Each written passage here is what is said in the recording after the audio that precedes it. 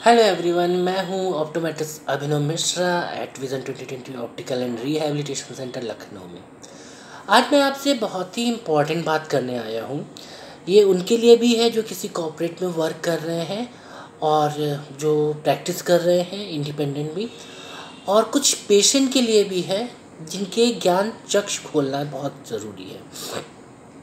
Actually कल मेरे पास एक पेशेंट आया। मेरे क्लिनिक के जस्ट बगल में एक .com का स्टोर है। .com ऑप्टिकल आप लोग भी समझ सकते हैं, मैं उनका नाम नहीं लूँगा। पर हुआ क्या कि वहाँ पर पेशेंट गया। पेशेंट की एज थी 37 एंड जैसे उसने मुझे बताया एज, और कंप्लेन थी उसको ब्लरिंग ऑफ विज़न की, ऑफ एंड ऑन, मतलब हमेशा नहीं रहता था पर ऑफ एंड ऑन रहता था। वो उनके स्टोर पर गया और वहाँ पर रिफ्रैक्शन हुआ, और रिफ्रैक्शन के बाद 0.5 सिलेंडर्स बोथ आई में देने के साथ में +1 का एडिशन दिया गया नियर का। खैर, लेकिन जब पेशेंट की कंप्लेन मैंने सुनी तो पेशेंट ने बोला कि उसको 5 मीटर दूर कौन बैठा होता है उसका फेस वो रिकॉग्नाइज नहीं कर सकता। 0.5 सिलेंडर से इतना तो इम्पैक्ट नहीं पड़ेगा कि वो फेस रिकॉग्नाइज करने लगे, तो इसके लिए रिफ्रैक्शन में जो रिफ्रैक्टिव पावर है वो थोड़ी ज़्यादा होनी चाहिए। खैर, फिर जब मैंने उस पेशेंट का रिफ्रैक्शन किया तो उसका विज़न था 6.6 पार्शियल, एंड ऑफ कोर्स जो रीडिंग था वो N6 था। फिर भी मैंने पेशेंट से पूछा आपको दिक्कत क्या होती है, तो बोले कि मुझे कभी कभी दूर का धुंधला दिखता है, कभी कभी। तो मैंने उनसे कहा कि सर आप डायबिटिक हैं? तो बोले कि हाँ, मैं रिसेंटली अभी 6 मंथ पहले ही डायबिटिक डायग्नोस हुआ हूँ। तो मैंने कहा आपकी फूड हैबिट्स क्या है? तो बोले कि मैं सब कुछ खाता हूँ, मैं राइस खाता हूँ, मैं आलू खाता हूँ, मैं मीठा खाता हूँ, मैं नॉन वेज खाता हूँ, और मैं 2-3 घंटे भूखा भी रहता हूँ, या जब भी वर्क प्रेशर से। तो मैंने उनसे कहा, मैंने कहा सर देखिए, आपका जो विज़न है वो अभी 6.6 पार्शियल है, मतलब कि 6.6 पार्शियल का मतलब है कि सिर्फ एक लेटर नहीं पढ़ पा रहे थे वो। तो मैंने कहा कि सर देखिए, अभी आपको एज सच रिफ्रैक्शन की कोई ज़रूरत नहीं है, क्योंकि मेरा रेटिनो भी नॉर्मल शो कर रहा था, साथ में जो उनका मेरा जो ऑटो रेफ भी आ रहा था उनको दिखाने के लिए, क्योंकि वो रेटिनो ना समझ पाते, तो उसमें भी 0 रीडिंग या 0.25 सिलेंडर की रीडिंग आ रही थी दोनों में। मतलब 9 रीडिंग्स में 0.25 का सिलेंडर आया है और 0 रीडिंग आई है। तो मैंने उनको दिखाने के लिए कि सर ये देखिए, ये रीडिंग्स आ रही हैं। खैर, मैंने उनका किया, तो जो .com कंपनी में उनका जो बिल बन रहा था जाके, वो 4200 रुपये के आसपास का बन रहा था।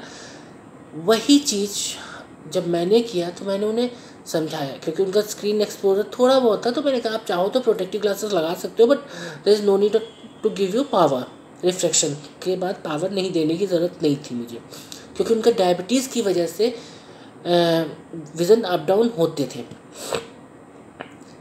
खैर, बात आई तो उन्होंने स्पेक्स तो नहीं लिया, बट कंसल्टेंसी की बात आई तो 200 की जगह, मेरी कंसल्टेंसी ज़्यादा नहीं है, 200 रुपये है, पर 200 की जगह वो 150 रुपीज़ दे रहे थे। अगर मैं डायलेटेड रिफ्रैक्शन करता हूँ तो that would be 300 rupees, but अभी 200 रुपीज़, तो वो 150 रुपीज़ दे रहे थे। एक जगह जहाँ पर आपको सही सजेशन नहीं मिला, अगर आप उनके सेल के एस्पेक्ट में आते तो आपको वो 40-100 रुपीज़ देने पड़ते, और एक जगह पर जहाँ पर आपको 200 रुपीज़ देने थे सिर्फ रिफ्रैक्शन का, वो भी आपको देने में दिक्कत हो रही थी। क्यों? क्योंकि उन्हें लग रहा था कि ये तो फ्री में होता है। भाई, फ्री में कौन करता है? फ्री में वो करते हैं जिनके पास कोई डिग्री नहीं होती है, जिनके पास एक्सपीरियंस नहीं होता है,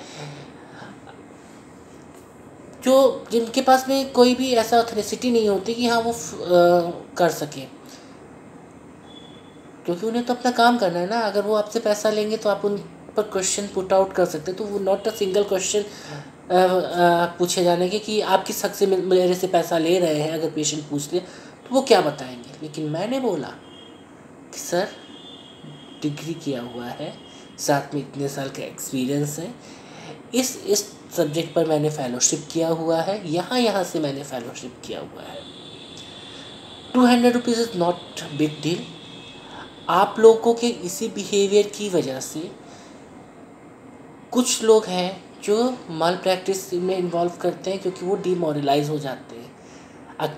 क्योंकि अगर नंबर्स नहीं देंगे तो आप चश्मा नहीं लोगे, तो बेटर है कि थोड़ा सा नंबर दे दो।